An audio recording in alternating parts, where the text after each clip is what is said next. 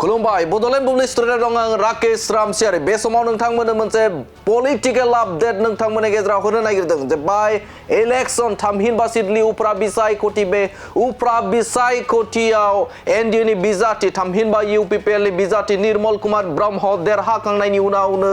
बिथां आसामनि मन्त्रि उरखावगोरा ब्रह्मआ गोख्रों बाथ्रा बुंनानै हाग्रामा महिलारिखौ बे समाव सोंखारिनायखौ नुनो मोनदों। हाग्रामा महिलारिखौ गोख्रों सोंथि खालामदों आरो हाग्रामा महिलारिनि जे खामानि मावनाय बे खामानि मावनायनि सायाव बिथाङा बाथ्रा बुंनायखौ नुनो मोनदों। हाग्रामा महिलारिखौ बिथाङा बुंथिदों जे फैबाय थानाय समाव थामहिनबा चिराङाव बिपिएफ राजखान्थि हानजाया थामहिनबा अपोजिशना हाद्रि जाबाय होननानै बाथ्रा बुंदों। अपोजिशन गैला होननानै बाथ्रा बुंदों बिथां उरखावगोरा ब्रह्मआ।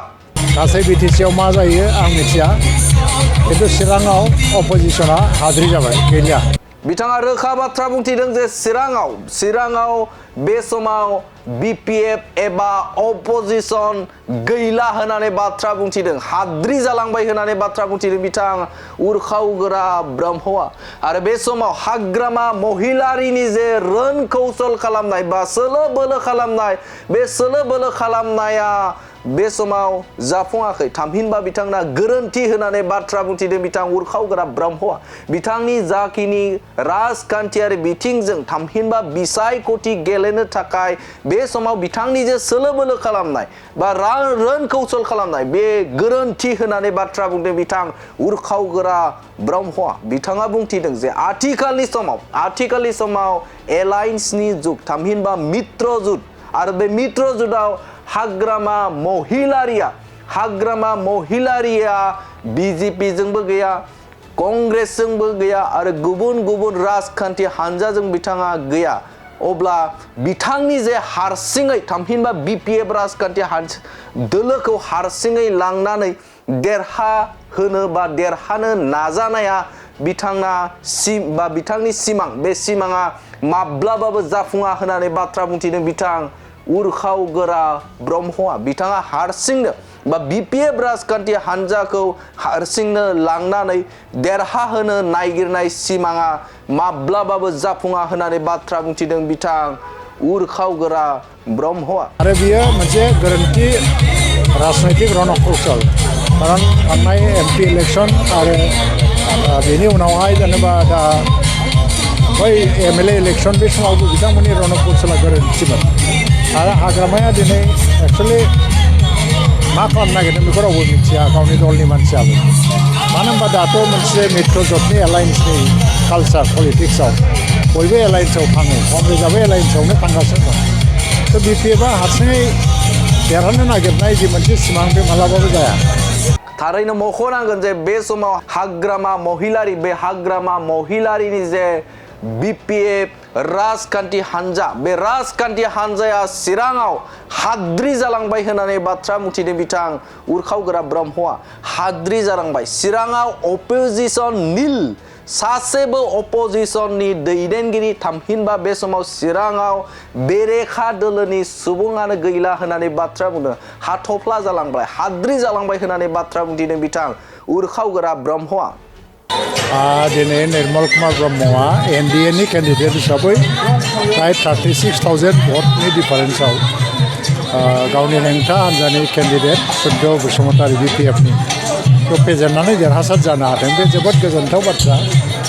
बेनि क्रेडिटआ रायजो राजानिनो। गासैबो हारि माहारिनि मानसिफ्रानो दिनैहाय डेभेलपमेन्टखौ लुबैनानै जाय गभर्नमेन्टआव दं बिथांमोननो भट होदों। दा निर्मल कुमार ब्रह्मआ देरहानायनि उनाव गासैबो हारि माहारिनि मानसिफोरनो खामानि मावगोन बे कमिटमेन्टखौ लानानै बिथाङा जेला गामि हाबो बा गामिनि मानसिफ्रा बेखौ मोजां मोनदों बरायदों। दा बिथाङा मावनांगोन बे देरहाबाय जेला हानजा मोनसेनि केन्डिडेट इलेक्शन समाव जेखि बुंलाया नाथाय दा देरहाबाय जेला बयनिबो खामानि मावनांगौ एरियानि डेभेलपमेन्टनि थाखाय खामानि मावनांगौ। 2021 मायथाइयाव जोङो प्राय 31,000 भटनि डिफारेन्सआव देरहादोंमोन। दा बे रेकर्डखौ सिफायनानै एबा 36,000 फैदों। प्राय 94,000 सामथिं माने 95,000 टटेल आरो बिपिएफआ 57,000 थांनाय 2021 मायथाइनि जि भट शेयार बेनिफ्रायबो बहुत खमायदों बिपिएफआ आरो एमपि इलेक्सनाव जि मोनदोंमोन बेवहाय बेनिफ्रायबो फ्राय माने एमपिआवथ' जोंथ' मार्जिना खम जादोंमोन इउपिपिएलआ नाथाय एबार जोङो गासिबो मार्जिनखौ सिफायजोबनानै रेकर्डखौ सिफायजोबनानै मोनसे हिउज मार्जिनाव देरहासार जानो हादों बियो मोनसे देखायो जे डक्टर हिमन्त बिश्व शर्मानि दैदेननायाव आसामाव जे डेभेलपमेन्टनि मोनसे बार बारदों बियो रायजो राजाफोरनि गोसोआव हाबनो हादों आरो प्रमद बर'नि दैदेननायाव बिटिसिआव जेरैबायदि मोनसे गोजोन थासारि फैदों जौगानाय फैदों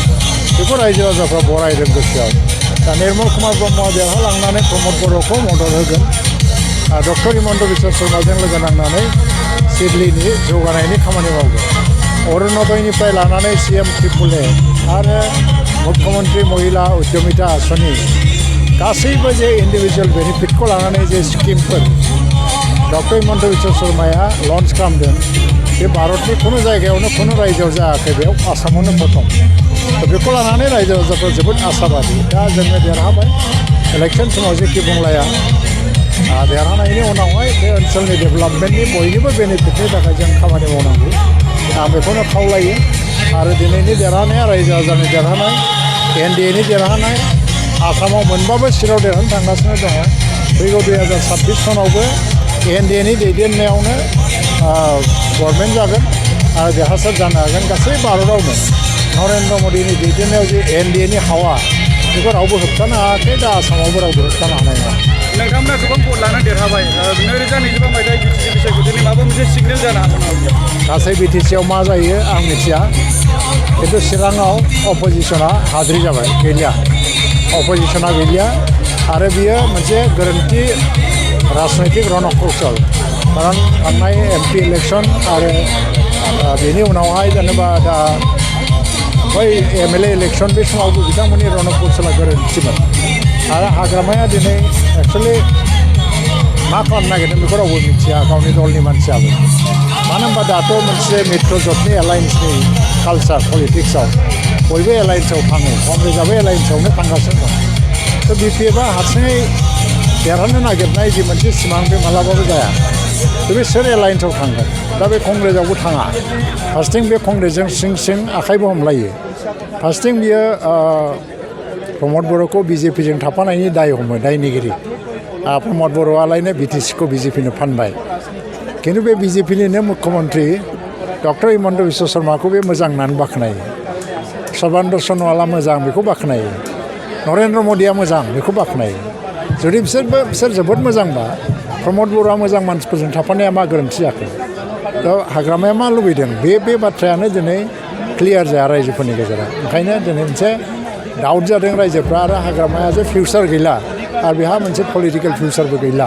बेखौ पाब्लिकआबो बुजिनो हादों दा ओंखायनो आङो इलेक्सन समावबो बुंदोंमोन जे बे जुदि रणकौशलखौ सोलायनो हायाबा फैगौ 2025नि इलेक्सनानो लास्ट इलेक्सनबो जानो हागौ दिनै आं बेखौ बुङा मानो होनबा बिथाङा हयथ' नैबे रिजाल्टनि उनावहाय रियेलाइज खालामगोन गोदान लामा लागोन आंहा बुंनांगौ जेबो गैया नाथाय चिराङाव बिपिएफआ हाद्रि जाबाय गेजेर समाव ज' जानायनिबो मोनसे चर्चा जादोंमोन बेयो ज' जानायखौ उइदाउट कन्डिसनबा ज' जानो हायो नाथाय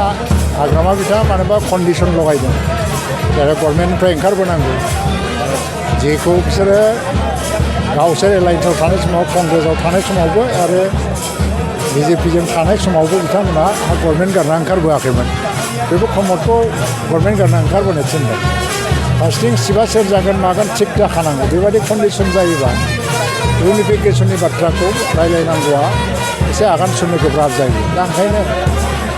हानजायाव रायलायलायगोन आरो मोनसे जुदि दृष्टिभंगि बा साननाय हनायफ्रा सोलायलायनानै गोदान लामाजों आगान सुरलांनांगौ होननानै सानलायलायदोंबा UPPLआथ' रायलायनायाव जेबो खथि गैया UPPLआ जेब्लायबो रायलायनो रेडि प्रमद बर' बिथाङाबो रायलायनो अरायबो माने दरजाखौ खेंना होदों आंहाथ' बुंनांगौ गैयानो नाथाय बियो उइदाउट कन्डिसन जायोबा सो आवगायनो हागोन नङाबा जेबो आवगायनो